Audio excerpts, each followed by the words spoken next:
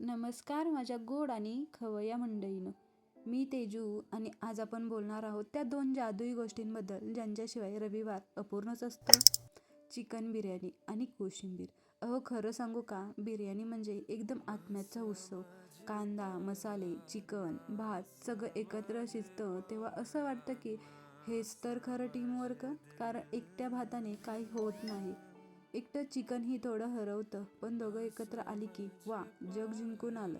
पण इथेच तर ट्विस्ट आहे. आपण सगळे बिर्याणीवर इतकं प्रेम करतो की बिचाऱ्या कोशिंबिरीकडे बघायलाही वेळ नसतो. ती तशी बाजूला बसलेली शांत थंडगार, पण तिच्याशिवाय बिर्याणीचा जोशच टिकत नाही. थोडं तिखट कमी करायचं, जिभेला आराम द्यायचा, ते काम ती करते. जगातही असंच असतं ना मंडळी. आपण सगळे बिर्याणी व्हायचं स्वप्न पाहतो, स्टार, अट्रॅक्शन, सगळ्यांचं लक्ष आपल्यावर. पण लक्षात ठेवा, प्रत्येक बिर्याणीला तिची कोशिंबीर लागतेच, जी शांत असते पण खऱ्या अर्थाने संतुलन ठेवते. म्हणून आयुष्यात कोणाचं काम लहान किंवा मोठं नसतं. कधी आपण बिर्याणी असतो, कधी कोशिंबीर. दोघं एकत्र आली कीच आयुष्याचा टेस्ट पूर्ण होतो. आणि शेवटी तुम्हाला काय वाटतं मंडळी? तुम्ही आयुष्यात बिर्याणी आहात की कोशिंबीर? कमेंटमध्ये नक्की सांगा. आणि अजून असेच टेस्टफुल विचार ऐकायचे असतील तर कोशिंबिरीसारखं शांत बसू नका.